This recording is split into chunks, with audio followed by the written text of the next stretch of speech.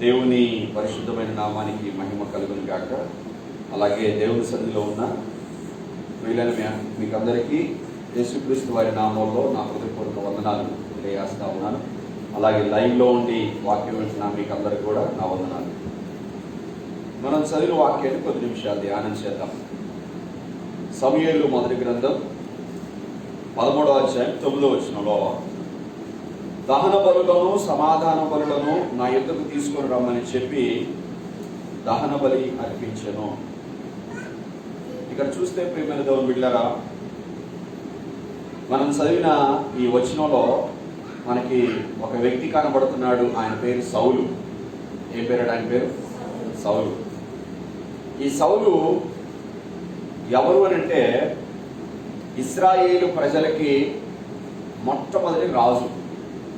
ఇశ్రాయేలు ప్రజల్ని పరిపాలించడానికి దేవుడు అభిషేకించినటువంటి, సమూయేలు ద్వారా దేవుడు అభిషేకించిన మొట్టమొదటి రాజు సౌలు. ఈ సౌలును రాజుగా అభిషేకించిన తర్వాత సమూయేలు ఏమని చెప్తారంటే, గిల్గాలు అనే ఒక ప్రాంతం ఉంది. గిల్గాలు ఆ ప్రాంతం పేరు.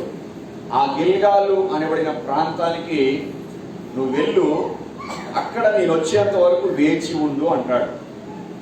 అభిషేకం చేస్తాడు, రాజుగా అభిషేకం చేస్తాడు, పట్టాభిషేకం చేస్తాడు. చేసిన తర్వాత అంటాడు కదా, నేను వచ్చేంత వరకు గిల్గాలు అనే ప్రాంతంలో నువ్వు వేచి ఉండు, అక్కడ ఉండు, నేను వచ్చి నువ్వేం చేయాలో చెప్తా అంటాడు. నువ్వేం చేయాలో నేను చెప్తాను అంటాడు సమూయేలు సౌలుతో. అన్నప్పుడు ఆయన వచ్చాడు. 8వ వచనం ప్రకారంగా, సమూయేలు చెప్పినట్టు అతడు 7 దినములు ఆగి సమూయేలు గిల్గాలునకు రాకపోవుటయు జనులు తన యొద్ద నుండి చెదిరిపోవుటయు చూచి, అప్పుడు ఏం చేశారంటే, దహన బలులను సమాధాన బలులను నా యొద్దకు తీసుకుని రమ్మని చెప్పి దహన బలి అర్పించెను. చూడండి, సమూయేలు ఏదైతే చెప్పాడో, నేను వచ్చేంత వరకు గిల్గాల్లో ఉండు, ఆ గిల్గాల్లో నేను వచ్చేంత వరకు వెయిట్ చేయి, నేను వచ్చిన తర్వాత నువ్వు ఏం చేయాలో చెప్తా అని ఒక సేవకుడు రాజుగారితో చెప్తే అక్కడ వెయిట్ చేస్తూ ఉన్నాడు. కానీ ఆఖరి క్షణాల్లో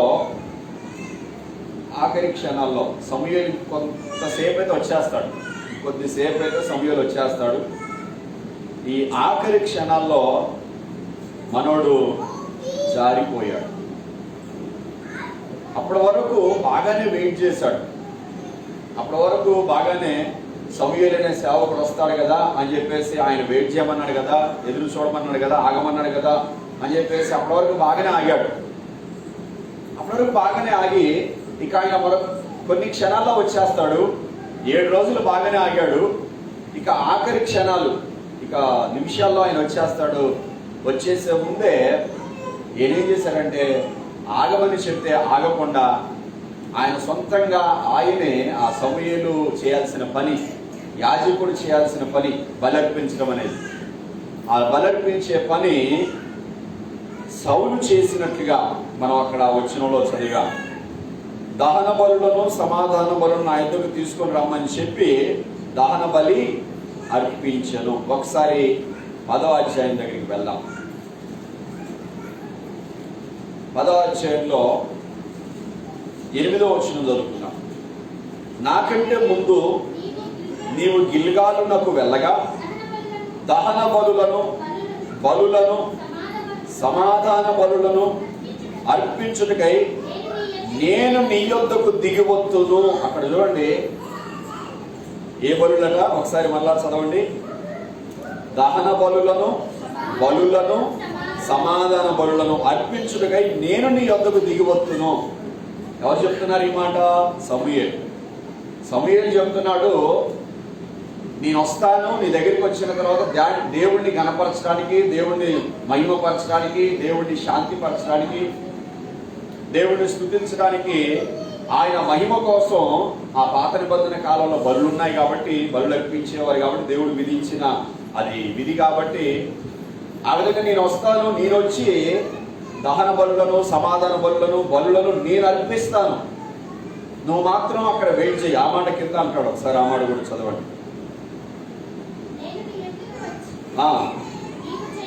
నేను నీ యొద్దకు వచ్చి నీవు చెయ్యవలసిన దానిని నీకు తెలియచేయు వరకు 7 దినముల పాటు నీ వత్సట నిలువవలెను. నేను వస్తాను, బలులు అర్పిస్తాను. నేను వస్తాను, బలులు అర్పిస్తాను. అర్పించిన తర్వాత నేను నీకు చెప్తాను, నువ్వేం చేయాలో చెప్తా. రాజుగా అభిషేకించబడ్డాడు. అభిషేకించబడిన తర్వాత ఇక సేవకుడు ఏది చెప్తే తాను అది చేయాలి. సేవకుడు చెప్పడం అంటే తన సొంతంగా చెప్పడు. సేవకుడు దేవుని దగ్గర అడిగి, దేవుని దగ్గర తెలుసుకొని, దేవుడు ఏదైతే చెప్తాడో దాన్ని ఆ రాజుగారికి చెప్తాడు సేవకుడు. అది క్రమం అన్నమాట, అది దేవుని పద్ధతి. అయితే ప్రియమైన దేవుని బిడ్డలారా, ఈ సౌలు సమూయేలు వచ్చేంత వరకు ఆగలేకపోయాడు. ఆగలేక ఏం చేశాడంటే తానే సొంతంగా స్వతహాగా బలి అర్పించేశాడు.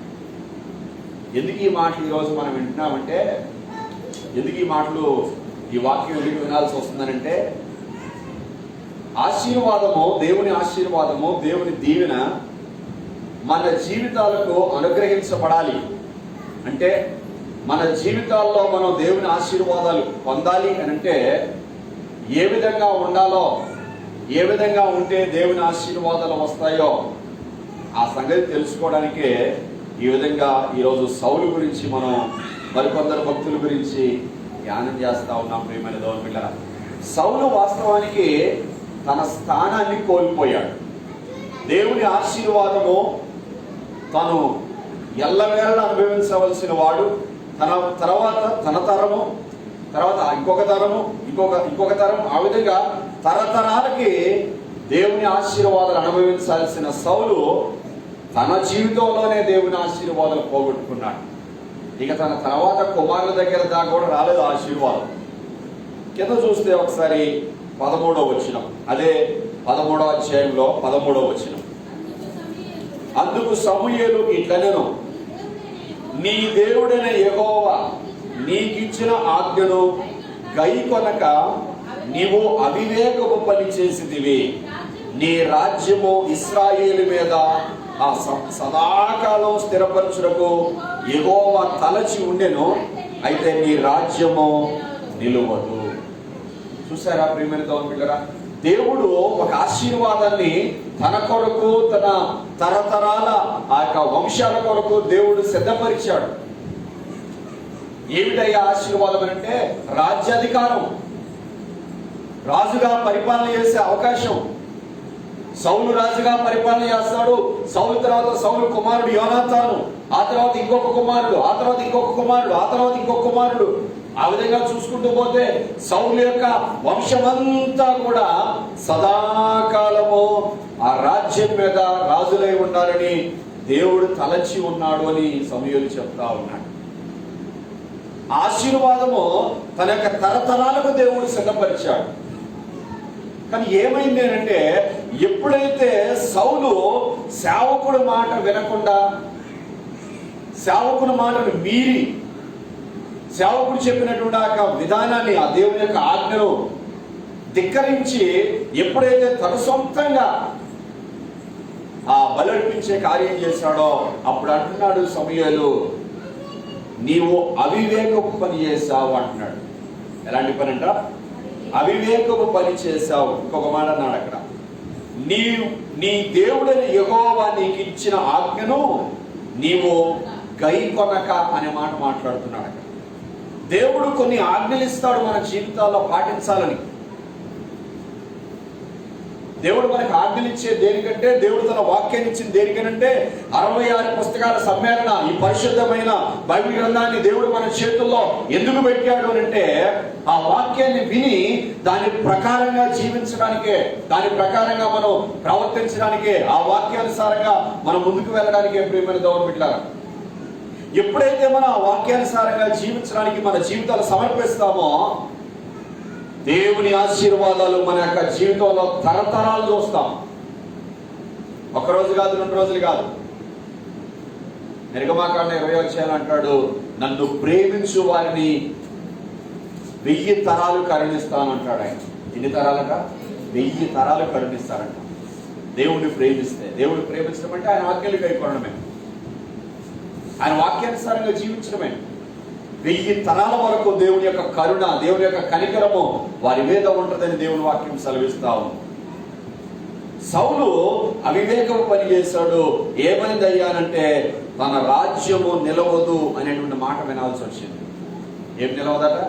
తన రాజ్యము నిలవదు. ఇంకొక మాట మనం చూద్దాం. అదే సమూయేలు మొదటి గ్రంథంలో 15వ అధ్యాయం 9వ వచనం.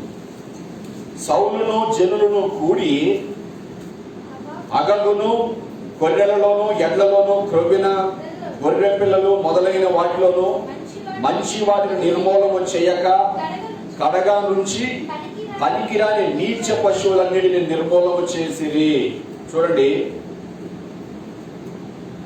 దేవుడు మరొక మాట చెప్పాడు అతని జీవితంలో.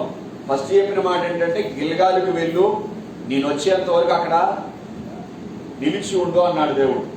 వెళ్ళాడు, నిలిచి ఉండలేకపోయాడు. ఆఖరి క్షణాల్లో పడిపోయాడు, ఆఖరి క్షణాల్లో తప్పిపోయాడు, ఆఖరి క్షణాల్లో జారిపోయాడు. దేవుని వాక్యాన్ని, దేవుని యొక్క ఆజ్ఞను తిరస్కరించాడు, అధిగమించి ప్రవర్తించాడు. అక్కడ నీ రాజ్యం నిలవదు అని చెప్పించుకున్నాడు.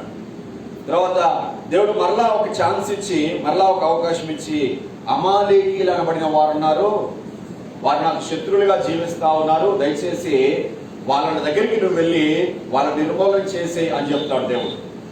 వాళ్ళ దగ్గరికి వెళ్ళి వాళ్ళ నిర్మూలన చెయ్యి, వాళ్ళల్లో ఎవరిని ఉంచు మాకు, ఉండని మాకు. అంత మాత్రమే కాకుండా పశువులను గొర్రెలను వాటన్నిటిని కూడా నువ్వు నాశనము చెయ్యి అని చెప్తాడు దేవుడు.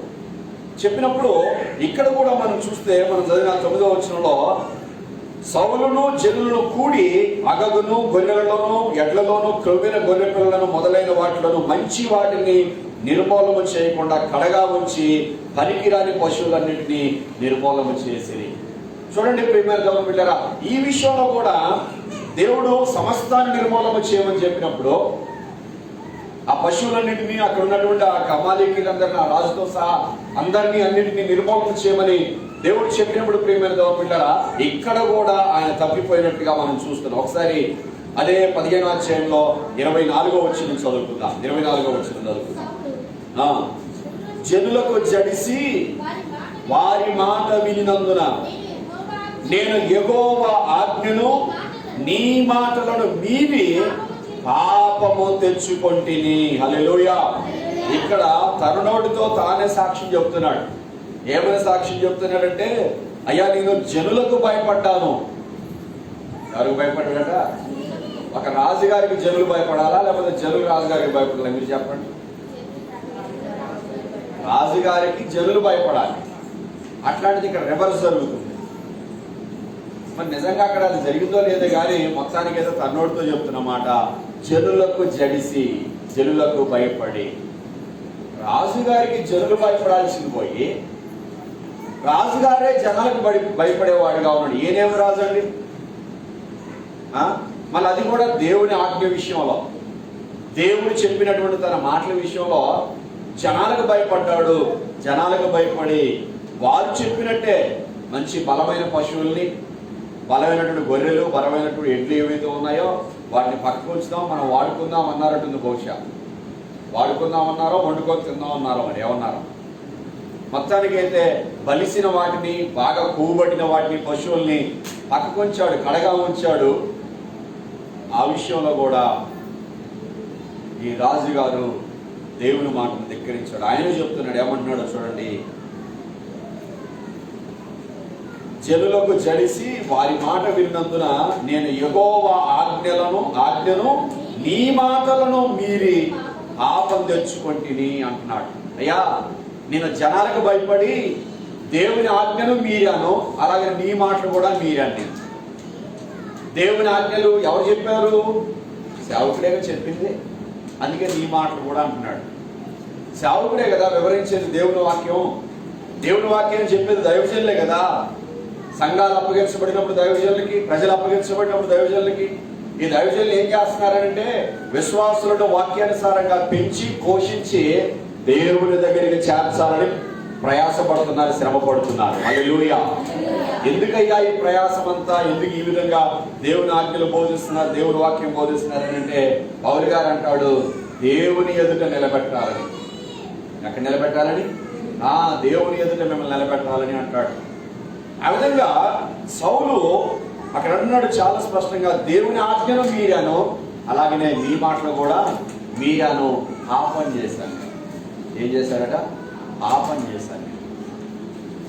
ఆయన జీవితంలో ప్రియమైన దేవుని బిడ్డ, ఈ 2 సార్లు కూడా దేవుడు తనతో మాట్లాడితే ఆ మాటలను ఏమాత్రం కూడా లెక్క చేయకుండా, ఆ మాటలు ఏమాత్రం కూడా పట్టించుకోకుండా, దేవుని యొక్క ఆజ్ఞల ప్రకారం కాకుండా తనకు నచ్చినట్టుగా జీవించాడు, తనకు నచ్చినట్టుగా ప్రవర్తించాడు. అందువల్ల ఏమైంది తెలుసా? ఈ సౌలు కొరకు, ఆయన యొక్క తరతరాల వంశమంతటి కొరకు దేవుడు సిద్ధపరిచిన ఆశీర్వాదాలు ఏవైతే ఉన్నాయో, దేవుడు సిద్ధపరిచిన దీవెనలు ఏవైతే ఉన్నాయో, అవి ఎవరి మీదకి వచ్చాయో మనం చూస్తే ఒకసారి అదే 13వ అధ్యాయము 14వ వచనం చదువుకుందాం. అదే 13వ అధ్యాయము 14వ వచనం చదువుకుందాం. తన చిత్తానుసారమైన మనస్సు గల ఒకరిని కనుగొని ఉన్నాడు, నీకు ఆజ్ఞాపించిన దాన్ని నీవు గైకొనకపోతివి గనుక యెహోవా తన జనుల మీద అతనిని అధిపతిగా నియమించును. హల్లెలూయా. చూడండి, నువ్వైతే దేవుడు నీకు అప్పచెప్పిన దాన్ని చేయలేదు, దేవుడు నీకు ఏదైతే చెప్పాడో ఆ విధంగా నువ్వు చేయలేదు కనుక దేవుడు ఏం చేశారంటే నీకు బదులుగా ఇంకొక ఆయన సెలెక్ట్ చేసుకున్నాడు, నీకు బదులుగా ఇంకొక ఆయన ఏర్పాటు చేసుకున్నాడు దేవుడు. ఆయన ఎవరంటే తన చిత్తానుసారంగా ప్రవర్తించేవాడు. ఆ వ్యక్తి దేవుని యొక్క చిత్తానుసారంగా జీవిస్తాడు. అందువల్ల ఆయన ఏర్పాటు చేసుకో. నువ్వైతే నీ చిత్తానుసారంగా ప్రవర్తిస్తావు, అతడైతే దేవుని చిత్తానుసారంగా ప్రవర్తిస్తాడు. అతన్ని ఏర్పాటు చేసుకున్నాడు అని చెప్పి ఇంకా మరలా అదే 15వ అధ్యాయంలో 28వ వచనం చూస్తే, 15వ అధ్యాయంలో 28వ వచనం మనం చదువుకోగలిగితే,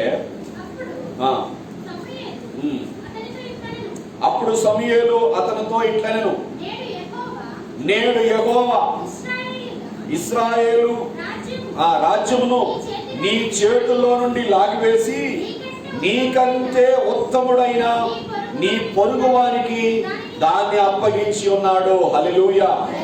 అక్కడ అన్నాడు దేవుని చిత్తానుసారమైన మనస్సు గల ఒకరిని కనుగొన్నాడు అన్నాడు. ఇక్కడ అంటున్నాడు నీకంటే ఉత్తముడు అని మాట్లాడుతూ ఉన్నాడు. నువ్వైతే నీ చిత్తానుసారంగా ప్రవర్తించావు, కానీ ఇంకొక ఆయన దేవుడు ఏర్పాటు చేసుకున్నాడు. ఆయన అయితే దేవుని చిత్తానుసారంగా ప్రవర్తిస్తాడు.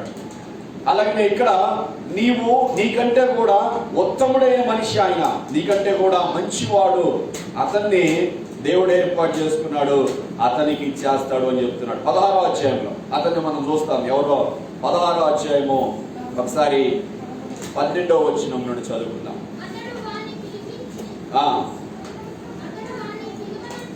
పిలువనంపించి తోడుకొని వచ్చాను. ఎర్రని వాడును చక్కని నేత్రములు గలవాడును చూచుటకు సుందరమైన వాడునై ఉండేను. అతడు రాగానే నేను కోరుకున్నవాడు ఇతడే, నీవు లేచి వాడిని అభిషేకించుమని యెహోవా సెలవీగా సమూయేలు తైలపు కొమ్మును తీసి వాని సహోదరుల ఎదుట వానికి అభిషేకము చేసెను. నాటి నుండి యెహోవా ఆత్మ దావీదు మీదికి బలముగా వచ్చెను. తర్వాత సమూయేలు లేచి రామాకు వెళ్ళిపోయాను. హల్లెలూయా. ఇక్కడ చూడండి ఆ 12-13 వచనాల్లో అతడు ఎవరో మనం చాలా స్పష్టంగా చూస్తున్నాం. సౌలు కంటే ఉత్తముడైన వ్యక్తి, సౌలు కంటే దేవుని చిత్తానుసారంగా ప్రవర్తించే వ్యక్తి దావీదు అని మనం చూస్తూ వస్తున్నాం. హల్లెలూయా. ఎవరండి ఆయన? దావీదు. ప్రియమైన దేవుని బిడ్డలారా, ఈ రోజుల్లో కూడా చాలా మంది దేవుణ్ణి నమ్ముకున్న ప్రజలు, దేవుణ్ణి నమ్ముకున్నటువంటి క్రైస్తవులు చాలా మంది వాక్యం విషయంలో, వాక్యానుసారంగా జీవించే విషయంలో తప్పిపోతా ఉన్నారు. దేవుడు ఏదైతే చెప్తున్నాడో, ఏదైతే చేయొద్దంటున్నాడో దాన్నే చేస్తున్నారు. దేవుడు ఏదైతే చేయమని చెప్తున్నాడో దాన్ని చేయకుండా జీవిస్తున్నారు. అందువల్ల ఏమైతుందంటే వాళ్ళకి రావాల్సిన ఆశీర్వాదాలు, దేవుడు వాళ్ళ కొరకు సిద్ధపరిచిన ఆశీర్వాదాలు వాళ్ళకి రాకుండా వాళ్ళకి వాళ్ళకంటే ఉత్తములైన వారు ఎవరైతే ఉన్నారో, అంటే ఎవరైతే వాక్యానుసారంగా జీవిస్తా ఉన్నారో, ఎవరైతే దేవుడు చెప్పినట్టుగా నడుచుకుంటున్నారో, ఎవరైతే వాక్యానికి వాళ్ళ జీవితాల్లో చోటిస్తున్నారో, వాళ్ళ జీవితాలలో ఆశీర్వాదాలు అనుభవిస్తున్నారు. ఇటు రావాల్సిన ఆశీర్వాదాలు అటు వెళ్ళిపోతున్నాయి.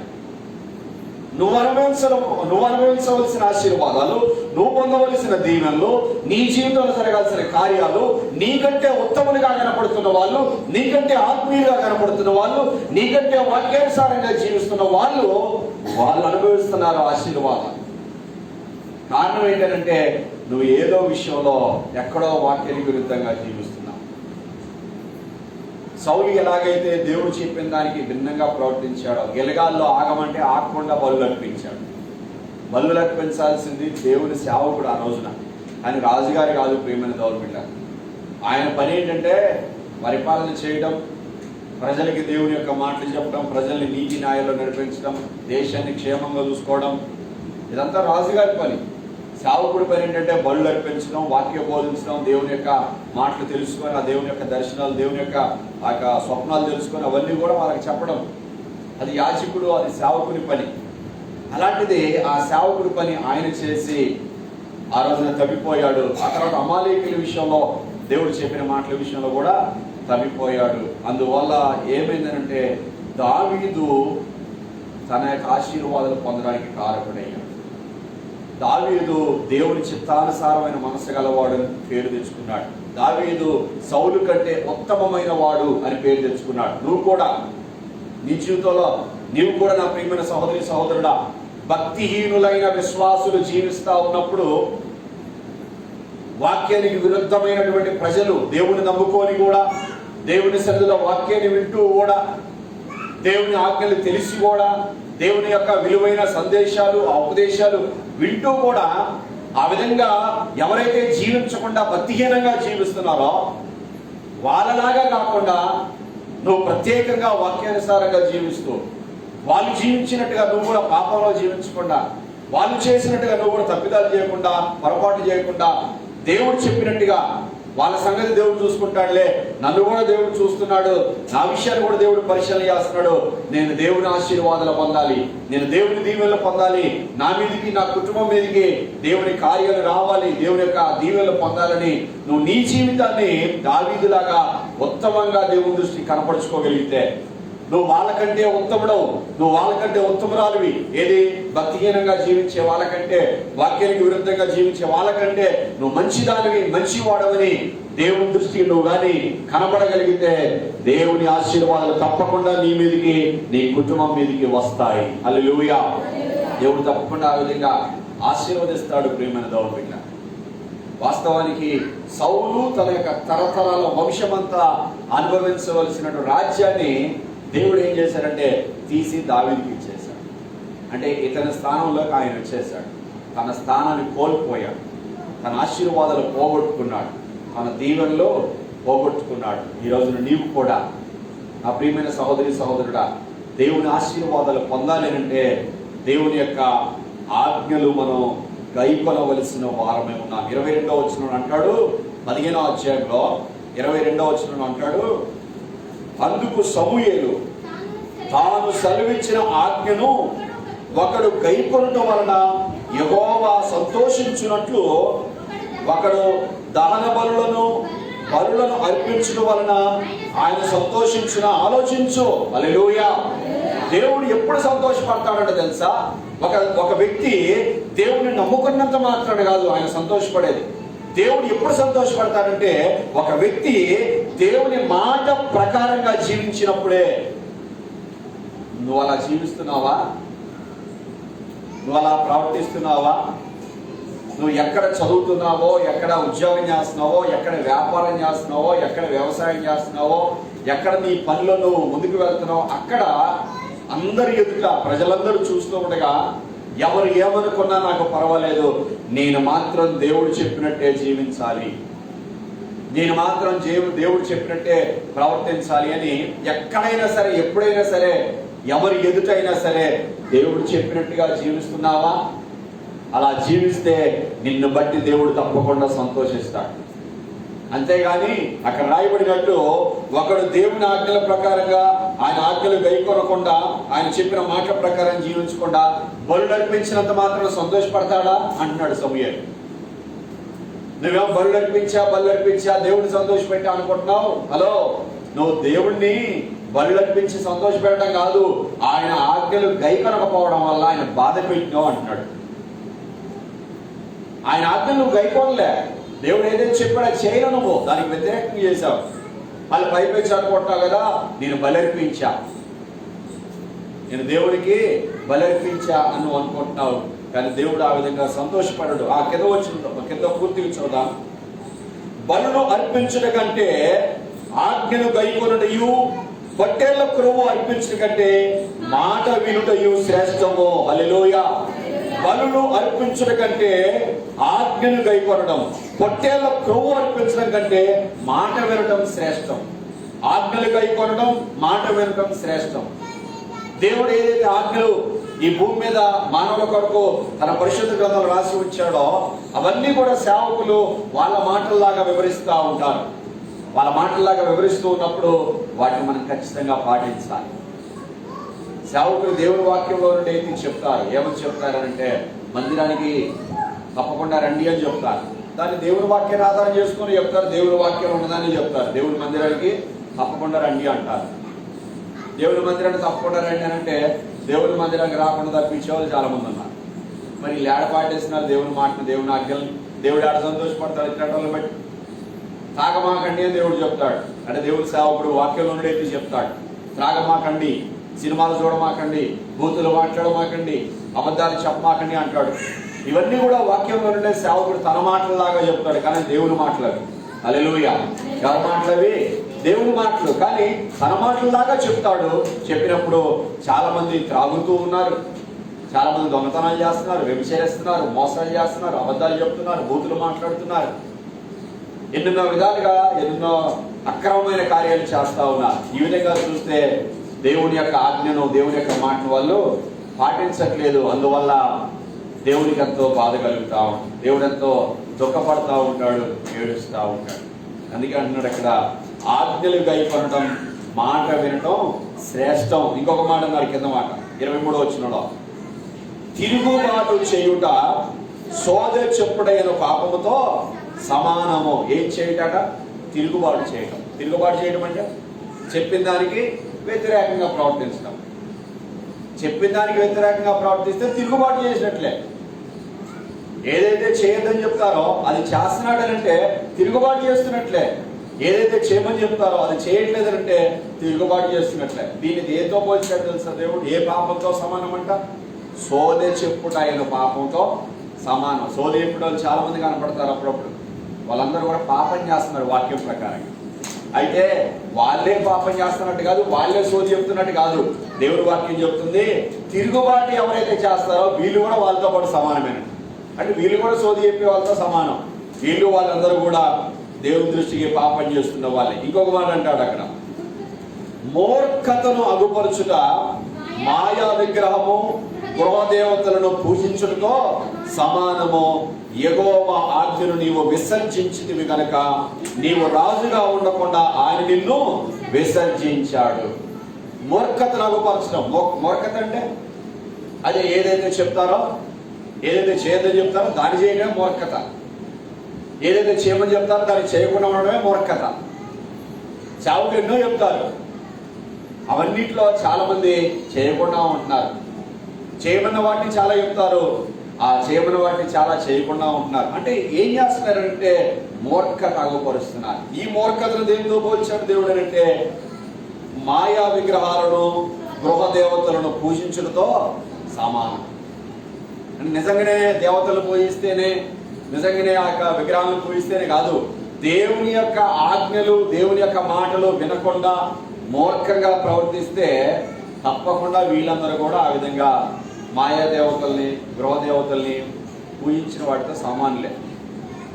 మరి ఇలాంటి వారు దేవుని ఎక్కడ సంతోషపెడుతున్నారు? మరి అలాంటి జీవితమేనాది నీది? ఆలోచన చేయ ప్రియమైన సహోదరి సహోదరుడా, ఒకసారి నీ జీవితాన్ని పరిశీలన చేసుకో. దావీదైతే సౌలు కంటే ఉత్తముడంట. హల్లెలూయా. దావీదైతే సౌలు కంటే ఉత్తముడు. దావీదైతే దేవుని చిత్తానుసారమైన మనసు గలవాడు. మరి నువ్వు ఇతరుల కంటే ఉత్తమమైన దానివేనా? ఇతరుల కంటే ఉత్తముడివేనా? వేరే వాళ్ళు అట్లా జీవిస్తున్నారు, వీళ్ళంతా జీవిస్తున్నారు, వాళ్ళు ఎగురుతున్నారు, వీళ్ళు తాగుతున్నారు, వాళ్ళు అట్లా మాట్లాడుతున్నారు అని అంటే వాళ్ళు భక్తిహీనులు. మరి వాళ్ళలాగా నువ్వు చేస్తే నువ్వు భక్తిహీనుడివే, నువ్వు భక్తిహీనురాలువే. వాళ్ళకంటే ఉత్తమంగా కనపడాలి నువ్వు. దావీదు సౌలు కంటే ఉత్తముడిగా కనపడ్డాడు, కానీ దావీదు కూడా సౌలులా కనపడలే దేవుని దృష్టికి. సౌలైతే భక్తిహీనుడయ్యాడు, సౌలైతే మూర్ఖుడిగా జీవించాడు, గర్వాంధుడిగా జీవించాడు, అవిధేయుడిగా జీవించాడు. కానీ దావీదైతే దేవుని మనస్సును ఎరిగిన వాడిగా, దేవుని మనస్సు ప్రకారంగా ప్రవర్తించిన వాడిగా జీవించాడు. అందువల్ల సౌలు యొక్క ఆశీర్వాదాలు ఎవరికి వచ్చాయి? సౌలు కుమారులకు రాలేదు, దావీదుకు వచ్చాయి. దావీదు యొక్క తరతరాలకు వచ్చేసాయి. యేసుక్రీస్తు ప్రభువు వారు దావీదు కుమారుడు అని పిలువబడ్డాడు. అంటే ఆ యొక్క వంశంలో బట్టి అదే సింహాసనాన్ని ఆ యేసుక్రీస్తు ప్రభువు వారు కలిగి ఉన్నట్లుగా మనం చూస్తున్నాం దేవుని యొక్క లేఖనాల్లో, ప్రేమను దౌర్జన్యం. కాబట్టి ఒకరి స్థానంలో మరొకరు వస్తూ ఉన్నారు, ఒకరి ఆశీర్వాదాలు మరొకరు అనుభవిస్తూ ఉన్నారు. బైబిల్లో మనకి ఇంకొక వ్యక్తి కనపడతారు. చూద్దాం ఒకసారి. ఎస్తేరు గ్రంథం, ఎస్తేరు గ్రంథం మొదటి అధ్యాయం. ఎస్తేరు గ్రంథం మొదటి అధ్యాయము 12వ వచన భాగం చదువుకుందాం. 12వ వచనం. రాణి అయిన వస్తి నపుంసకుల చేత ఇయ్యబడిన రాజాజ్ఞ ప్రకారము వచ్చుటకు ఒప్పకపోగా రాజు మిగుల కోపగించెను, అతని కోపము రగులు కొనెను. చూడండి ప్రియమైన దేవుని బిడ్డలారా, ఇక్కడ మనకు ఒక రాణి గారు కనపడతాం, అక్కడ ఒక రాజు గారు కనపడ్డాడు. ఆయన పేరు సౌలు. ఆయన స్థానంలోకి దావీదు వచ్చేసాడు. సౌలు తన ఆశీర్వాదాలను పోగొట్టుకున్నాడు. ఇక్కడ మరి ఒక రాణి కనపడతా ఉంది. ఈమె పేరు వస్తి. ఏం పేరంటే ఈమె పేరు? వస్తి. వస్తి అనబడిన రాణి తన భర్త ఒక రోజున అహష్వేరోషు, ఆయన పేరు అహష్వేరోషు. ఆ అహష్వేరోషు అనబడిన రాజు ఒకరోజు ఏం చేశాడంటే ఒక విందు ఏర్పాటు చేశాడు. ఏం ఏర్పాటు చేశాడు? ఒక విందు ఏర్పాటు చేసి ఏమన్నాడంటే రాణి గారిని కూడా తీసుకురాపోండి అని చెప్పేసి నపుంసకులకు అప్పచెప్పాడు. రాజుగారి దగ్గర నపుంసకులు పనిచేస్తూ ఉండేవాళ్ళు. ఆ నపుంసకులకి రాణిగారు తీసుకొని రాపోండి అని అప్పచెప్పాడు. ఎందుకు తీసుకురామన్నాడంటే తన భార్య ఎంత సౌందర్యవతో, అదే వస్తి ఎంత అందగత్తో అక్కడున్న అధిపతులందరూ, అక్కడున్న రాజులందరూ చూడాలి అని తన భార్య యొక్క సౌందర్యాన్ని చూపించడం కోసం, తన భార్య యొక్క అందాన్ని అందరూ చూడాలని చెప్పేసి కోరుకొని రాజుగారు, అహష్వేరోషు అనే రాజుగారు ఆ భార్యను, వస్తిని తీసుకొని రండి అని చెప్పేసి నపుంసకులకు చెప్పి పంపించాడు. నపుంసకులకు చెప్పి పంపిస్తే ప్రియమైన దేవుని బిడ్డలారా, నపుంసకులు వెళ్ళి పిలిచారు. అమ్మా రాజుగారు రమ్మంటున్నారమ్మా రాణిగారు అని అంటే నేను రానుకోండి అని చెప్పేసి వాళ్ళు పంపించేసి, నేను రాను వెళ్ళిపోండి అని చెప్పేసి పంపించేసి, ఆ తర్వాత ఏం జరిగిందనంటే రాజుగారు అక్కడ ఉన్నటువంటి అధిపతులతో మాట్లాడతారు. ఒకసారి మనము 14వ వచనం చదువుకుందాం. అతడు కాలజ్ఞానులను చూచి రాణి అయిన వస్తి రాజైన అహష్వేరోషు అను నేను నపుంసకుల చేత ఇచ్చిన ఆజ్ఞ ప్రకారము చేయకపోయినందున ఆమెకు విధిని బట్టి చేయవలసినది ఏమని వారిని అడిగాను. అక్కడున్న వాళ్ళని అడిగాడు, అయ్యా నేను రాజుగారిని పిలిస్తాం రాలేదయ్యా, మరి ఆమెను ఏం చేద్దాం చెప్పండి మీరే, ఆమెను ఏం చేద్దాం మీరే చెప్పండి అని చెప్పేసి కాలజ్ఞానులను పిలిచాడు. పిలిచినప్పుడు వాళ్ళు చెప్తున్నారు సమాధానం. ఏం చెప్తున్నారు చూద్దాం ఒకసారి. 16వ వచనం నుండి చదువుకుందాం. మెమూకాను రాజు ఎదుటను ప్రధానుల ఎదుటను ఇలాగ ప్రత్యుత్తరం ఇచ్చెను, రాణి అయిన వస్తి రాజు ఎడల మాత్రము కాదు, రాజైన అహష్వేరోషు యొక్క సకల సంస్థానముల్లో నుండి అధిపతులందరి ఎడలను జనులందరి ఎడలను నేరస్తురాలాయను. ఏమైపోయిందంట? నేరస్తురాలైపోయింది. అందరి ఎదుట, అయ్యా మీ ఎదుటే కాదయ్యా, మీ ముందే కాదు, అందరి ఎదుట నేరస్తురాలైపోయింది. అందరి ఎదుట ఆమె పారిపోయిపోయింది, మాట వినంది అయిపోయింది. మరి ఇప్పుడు ఏం చేద్దాం? 19వ వచనం. రాజునకు సమ్మతి ఆయన వస్తి రాజైన అహష్వేరోషు సన్నిధికి ఎక్కను రాకూడదని తమ యొద్ద నుండి ఒక రాజాజ్ఞ పుట్టవలెను. అది తప్పకుండానట్లు పారసీకుల యొక్కయు మాదీల యొక్కయు న్యాయము చొప్పున నియమింపవలెను. మరియు వస్తీ కంటే యోగ్యురాలిని రాణిగా తాము చేయవలెను. హల్లెలూయా. ఇక్కడ చూడండి ప్రియమైన దేవుని బిడ్డలారా, వాళ్ళు ఏమని చెప్పారంటే, ఆ పెద్దలైన వారు ఏమని చెప్పారు? రాజ్యంలో ఉండేటువంటి పెద్దలైన వారు, రాజుగారి కింద ఉండి తనకు సలహాలు ఇచ్చే సలహాదారులు ఏమని చెప్పారంటే, ఇక వస్తీ రాణిగా ఉండకూడదు, ఇక వస్తీ రాణిగా ఉండకూడదు. తనకు దేవుడిచ్చిన ఆధిక్యత, తనకు దేవుడిచ్చిన అధికారము, తనకు దేవుడిచ్చిన గొప్ప ఔన్నత్యము, ఆశీర్వాదము తన జీవితంలో పోగొట్టుకుంది. ఎందుకయ్యారంటే లోబడని మనస్తత్వం. ఏ మనస్తత్వం? లోబడని మనస్తత్వం. మరొక మాట చెప్పాలంటే గర్వం, మరొక మాట చెప్పాలంటే అహంకారం. అహంకారం కలిగినదై, గర్వం కలిగినదై, భర్త మాటకు విధేయత చూపించనిదై, ఆమె తనకి ఇయ్యబడినటువంటి రాణి అధికారాన్ని కోల్పోయింది. ప్రియమైన దేవుని బిడ్డలారా, ఇక ఆమె రాకూడదు మీ దగ్గరికి, మన సన్నిధికి ఆవిడ అసలు రావడానికి వీల్లేదు, ఆమె నేరస్తురాలు అయిపోయింది అని అందరూ చెప్పేశారు.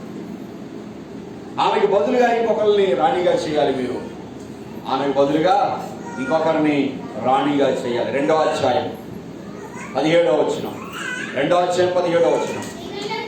స్త్రీలందరికంటే రాజు ఎస్తేరును ప్రేమించెను, కన్యకలందరికంటే ఆమె అతని వలన దయా దాక్షిణ్యములు పొందెను. అతడు రాజ్య కిరీటమును ఆమె తల మీద ఉంచి ఆమెను వస్తీకి బదులుగా రాణిగా నియమించెను. హల్లెలూయా, హల్లెలూయా. సౌలు తన స్థానాన్ని కోల్పోయాడు. కారణం ఏంటంటే తన యొక్క అవిధేయత మనస్సు, లోబడని మనస్తత్వం. మరొక మాట చెప్పాలంటే సౌలు విషయంలో కూడా గర్విష్ఠుడైపోయాడు, గర్వాంధుడైపోయాడు. రాజును కదా, నన్ను ఎదిరించే వాళ్ళు ఎవరు అనుకున్నాడు, నాకు చెప్పే వాళ్ళు ఎవరు అనుకున్నాడు, నేను ఆడిందే ఆట పాడిందే పాట అనుకున్నాడు. కానీ తనను అణిచేవాడున్నాడు సంగతి మర్చిపోయాడు, తనను అనగొట్టేవాడు సంగతి మైమరిచిపోయాడు సౌలు. సౌలు తన స్థానాన్ని కోల్పోయాడు, ఆ స్థానం దావీదుకు వచ్చింది. అలాగనే వస్తీ అనబడిన ఈ రాణి కూడా తన స్థానాన్ని కోల్పోయింది. కారణం ఏంటంటే అవిధేయత మనస్సే, గర్వపు మనస్సే, అహంకారపు మనస్సే. దాని వలన ఎవరికి వచ్చింది ఆ స్థానం అంటే మనం చదివాము 2:17లో ఎస్తేరుకు వచ్చింది ఆశీర్వాదం. హల్లెలూయా. ఎస్తేరు రాణిగా చేయబడింది. కాబట్టి నా ప్రియమైన సహోదరి సహోదరుడా, నీవు కూడా నీ జీవితంలో ఎప్పుడైనా ఎక్కడైనా దేవుని ఆజ్ఞను మీరుతున్నావంటే నువ్వు అవిధేయురాలు అయిపోతున్నావు. దానిని బట్టి నీకు వచ్చే ఆశీర్వాదాలు కోల్పోతున్నావు. దానిని బట్టి నీకు దేవుడు సిద్ధపరిచిన మేలులు పోగొట్టుకుంటున్నావు. నీకు రావాల్సిన దేవుని యొక్క ఆ ఆశీర్వాదాల దీవెనలో నీ చేతులను నువ్వే పారవేసుకుంటున్నావు. అందువల్ల ఏమైతుందనంటే నీకు బదులుగా ఎవరైతే యోగ్యులుగా ఉంటారో, నీకు బదులుగా ఎవరైతే ఆత్మీయులుగా ఉంటారో, నీకు బదులుగా ఎవరైతే వాక్యానుసారంగా జీవించే వారే ఉంటారో, ఎవరైతే దేవుని మాటకు లోబడిన వారిగా ఉంటారో వాళ్ళకి దేవుడు అనుగ్రహిస్తున్నాడు ఆశీర్వాదాన్ని. వాళ్ళ మీదకి వస్తున్నాయి దేవుని దీవెనలు, వాళ్ళ జీవితాల్లో జరుగుతున్నాయి దేవుని కార్యాలు. సౌలు కోల్పోయాడు ఆశీర్వాదాన్ని, దావీదు పొందుకున్నాడు. వస్తీ కోల్పోయింది ఆశీర్వాదాలు, ఎస్తేరు పొందుకుంది. ఇంకొక వ్యక్తిని చూసుకొని మనం ప్రార్థన చేసుకుందాం. ఒకసారి మనము మార్కు సువార్త 14వ అధ్యాయం దగ్గరికి వెళ్దాం. మార్కు సువార్త 14వ అధ్యాయము 10వ వచనం చదువుకుందాం. మార్కు సువార్త 14వ అధ్యాయము 10వ వచనం చదువు.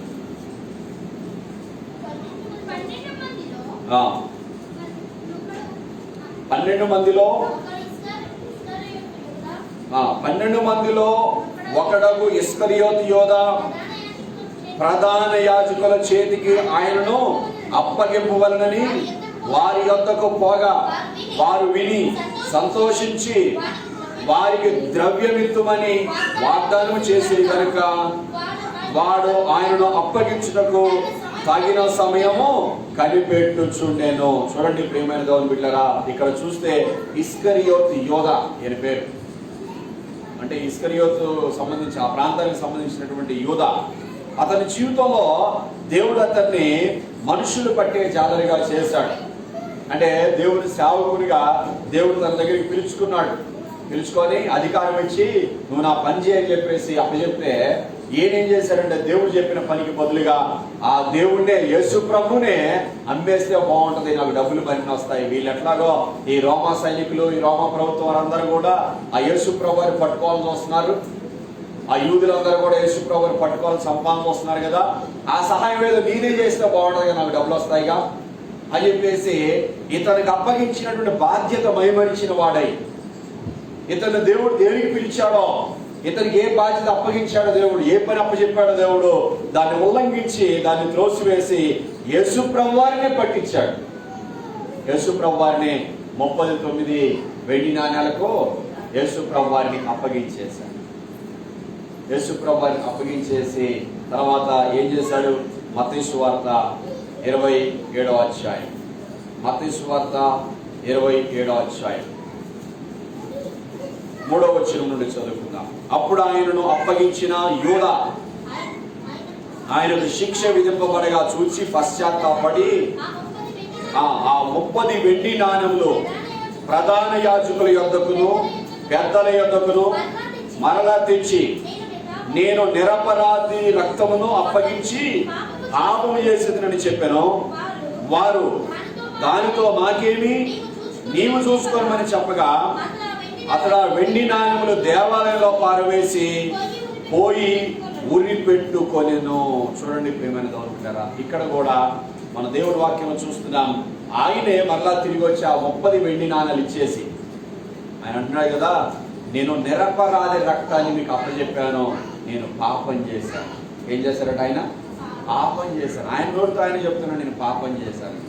దేవుడు ఒక పని అప్పు చెప్తే ఆ పని చేయకుండా సాతానుడు తనను దేనికైతే ప్రేరేపించాడో, సాతానుడు తనను ఏమి చేయమని ప్రేరేపించాడో, కురికొల్పాడో, ఆ సాతానుడు మాటకే లోబడి దేవుని దృష్టికి పాపిగా చేయబడ్డాడు, పాపిగా కనపడ్డాడు, పాపం చేసిన వాడైపోయాడు.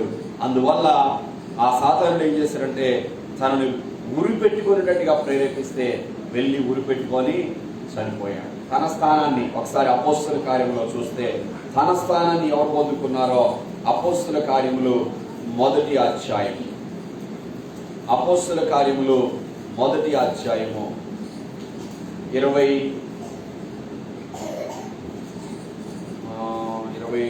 వచనం నుండి చదువుకుందాం.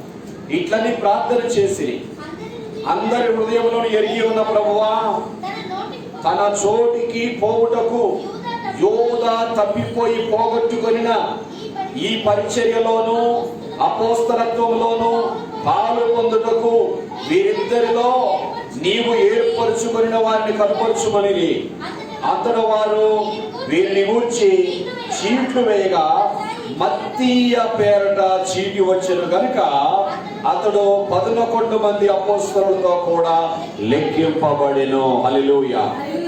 మత్తీయ అనే వ్యక్తి ఈ యోధా స్థానంలో అపోస్తలత్వాన్ని పొందుకున్నాడు. ఆయన పేరట మత్తీయ. మత్తీయ అనబడిన వ్యక్తి అక్కడ అపోస్తలులందరూ కూడా ప్రార్థన చేశారు. 2 నిలబెట్టారు. ఒక ఆయన పేరు యోసేపు, ఇంకొక ఆయన పేరు మత్తీయ. వాళ్ళిద్దరి పేర్లు చిట్టీలో రాశాడు. రాసి, ప్రభువా నీకు తెలుసుగా అయ్యా, యోధా పోగొట్టుకున్నాడు తన స్థానాన్ని.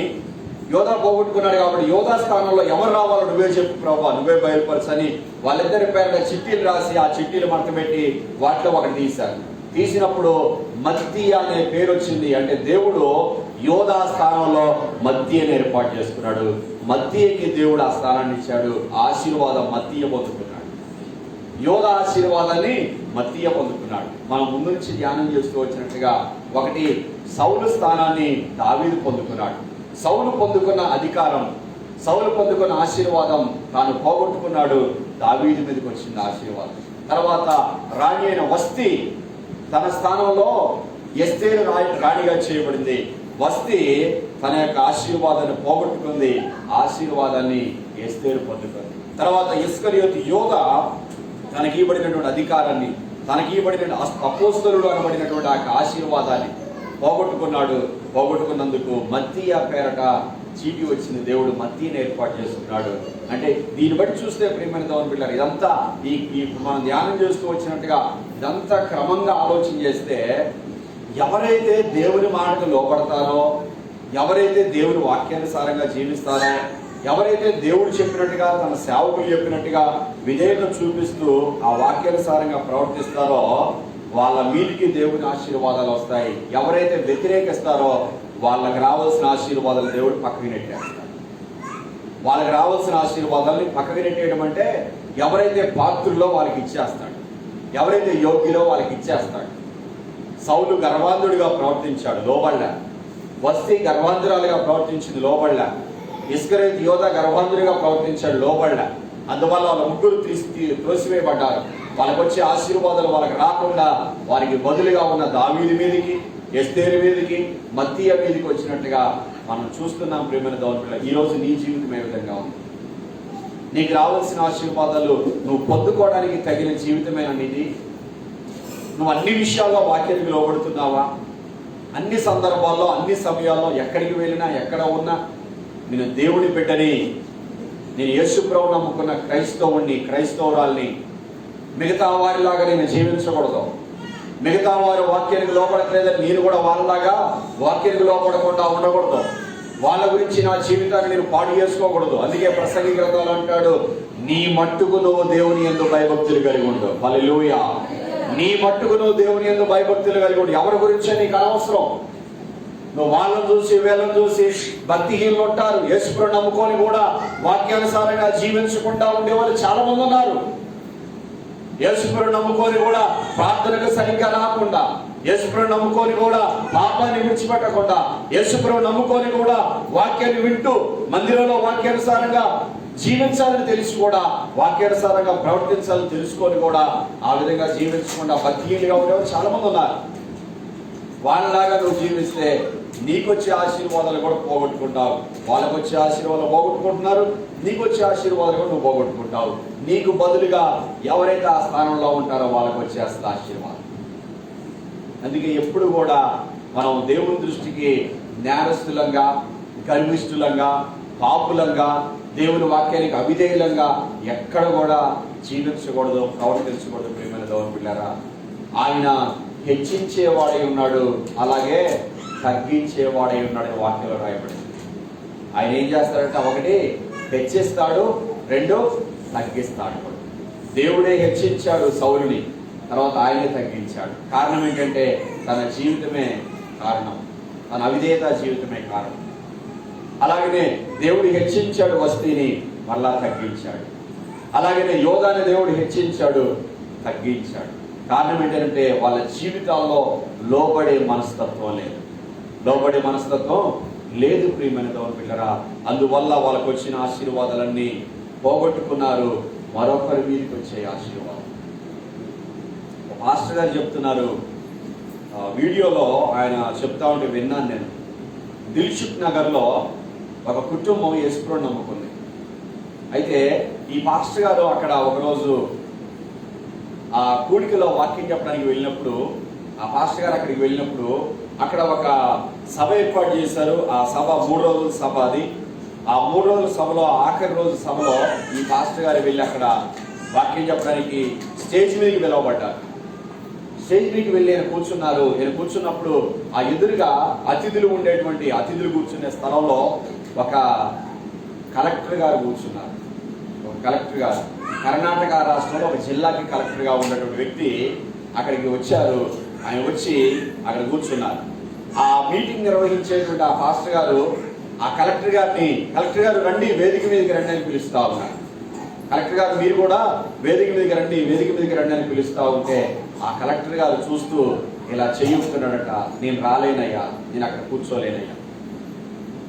ఆ విధంగా మాట్లాడుతూ ఉంటే ఆయన అన్నారంట దగ్గరికి వచ్చి, నేను ఒక జిల్లాకి అధికారిని అయితే అయ్యాను కానీ నా దేవుని సన్నిధిలో ఒక సాధారణమైన విశ్వాసిగానే ఉండడానికి ఇష్టపడతాను అన్నాడు. నా యొక్క అధికారం ఆ జిల్లాకి కలెక్టర్ అనే అధికారాన్ని దేవుని మందిరాన్ని నేను తీసుకొని రాను, నేను దేవుని సన్నిధికి తీసుకొని రాను. నేను ఒక సాధారణమైన విశ్వాసిగానే ఉండడానికి ఇష్టపడతాను అన్నాడు. అప్పుడు ఈ పాస్టర్ గారు అనుకున్నారంట మనసులో, ఈయన సాక్ష్యం చెప్పడానికి పిలువబడ్డారు, ఈయన సాక్ష్యం చెప్తే ఎంత బాగుంటుందో వినాలి అనుకున్నాడు. అనుకొని ఆ వ్యక్తి సాక్ష్యం చెప్పబడ్డానికి పిలువబడ్డప్పుడు వేదిక మీదకి వచ్చి ఆ కలెక్టర్ గారు సాక్ష్యం చెప్తూ ఉన్నప్పుడు ఆ సాక్ష్యం వింటా ఉన్నాడు. ఆయన ఏమని సాక్ష్యం చెప్తున్నాడంటే, నేను కోమటి కుటుంబానికి సంబంధించిన వాడిని. మా నాన్న మా చిన్న వయసులోనే చనిపోయాడు. మా అమ్మ విధవరాలైపోయింది. మా బంధువులందరూ కూడా మా అమ్మని చాలా భయంకరంగా దూషించారు. దీని మొహం చూడటం మంచిది కాదు, ఇది ముండమోపిది, ఇది మాకు ఎదురైతే మాకు చాలా దరిద్రం అని చెప్పేసి మా అమ్మని ఏ కార్యక్రమానికి రానియకుండా మా అమ్మని దూరం పెట్టేశారు. మమ్మల్ని చూసి మా బంధువులందరూ అన్నారు, వీళ్ళ జాతకం మంచిది కాదు, వీళ్ళు అరిష్ట జాతకులు, వీళ్ళు పుట్టారు, వీళ్ళ నాన్న చచ్చిపోయాడు, వీళ్ళ నాన్న చంపేశారు అని చెప్పేసి మమ్మల్ని కూడా ఎలా పడితే అలా దూషించారు. కానీ నా 7వ తరగతిలో మా అమ్మ యేసుప్రభువుని నమ్ముకుంది. మేమందరం కలిసి మందిరానికి వెళ్తున్నాం. ఒక క్రైస్తవ కుటుంబం మా గ్రామంలో మా బజార్లో ఉంటుంది. వాళ్ళు చెప్పారు యేసుప్రభు గురించి, అమ్మా మందిరానికి రండి, యేసుప్రభు దగ్గర రండి, ఆయన మిమ్మల్ని ప్రేమిస్తాడు, ఆయన మిమ్మల్ని ఆదరిస్తాడని చెప్తే మేము వెళ్ళాము. మా అమ్మ మమ్మల్ని తీసుకొని వెళ్ళింది. నేను 7వ తరగతిలో ఉన్నప్పుడు మా పాస్టర్ గారు నన్ను చెప్పుల స్టాండ్ దగ్గర నిలబెట్టారు. అరే బాబు, చెప్పుల దగ్గర ఉండరా, కొంతమంది వచ్చేసి వేరే వాళ్ళు చెప్పులు వేసుకొని వెళ్ళిపోతున్నారు, ఎవరు చెప్పులు వాళ్ళకి ఇయ్యాలంటే నువ్వు చెప్పుల స్టాండ్ దగ్గర ఉండి ఆ చెప్పుల స్టాండ్ దగ్గర పరిచయం చేయరా అని నన్ను నియమించారు. 7వ తరగతిలో నేను చెప్పుల స్టాండ్ దగ్గర నిలబడ్డాను. ఆ తర్వాత నేను క్రమక్రమంగా చదువుకొని ఇంటర్మీడియట్కి వచ్చాను. ఇంటర్మీడియట్కి వచ్చిన తర్వాత మా పాస్టర్ గారు అన్నారు, అరే నువ్వు ఇంటర్మీడియట్కి వచ్చినావురా, ఇంటర్మీడియట్ చదువుతున్నావు, ఇక లోపలికి వచ్చి కూర్చోరా అంటే అప్పుడు నేను అన్నాను, అయ్యా నేను ఎంత గొప్పవాడిని అయినా, నేను దేశంలో ఎంత ఉన్నతమైన శిఖరానికి ఎక్కినా ఒక సాధారణమైన విశ్వాసిగానే, దేవుని పరిచారకుడిగానే మందిరంలో ఉంటానని చెప్పాను. అప్పుడు పాస్టర్ గారు నవ్వుకుంటూ లోపలికి వెళ్ళిపోయాడు.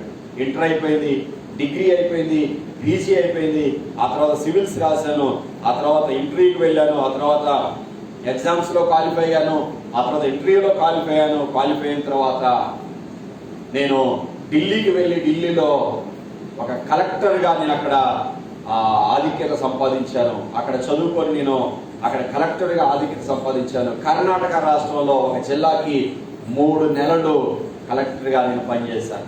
ఆ తర్వాత ఒకరోజు ఆ పాస్టర్ గారికి, స్థానిక పాస్టర్ గారికి ఫోన్ చేసి, అన్నా నేను ఈ ఆదివారం మందిరానికి వస్తున్నా అని చెప్పాను. చెప్తే ఆ పాస్టర్ గారు చాలా సంతోషపడి చాలా ఆనందించి, అవునా నువ్వు వస్తున్నావా, అరే శేఖర్ అయితే నువ్వు ఆదివారం కందలాడు చేసేయాలి, నా దగ్గరే కూర్చోవాలి, నా పక్కనే కూర్చోవాలి, వచ్చి ఆ పులిపీటి దగ్గరే కూర్చోవాలి, నువ్వు ఎట్లా కలెక్టర్ అయినవో, నువ్వు ఎట్లా ఆశీర్వదించబడినవో సాక్ష్యం చెప్పాలి, అందరూ కూడా ఆనందించాలి, దేవుడు మైంపరచాలని చెప్పేసి నువ్వు టైంకి రావాలని చెప్తే నేను ఓకే అన్నాను. ఆయన సరే ఒప్పుకున్నాడు. ఒప్పుకొని 9 గంటలకే రావాలని అంటే సరే 5 నిమిషాల దాకా 9కే వస్తానంటుగా చెప్పాడు. ఆరాధన స్టార్ట్ అయింది.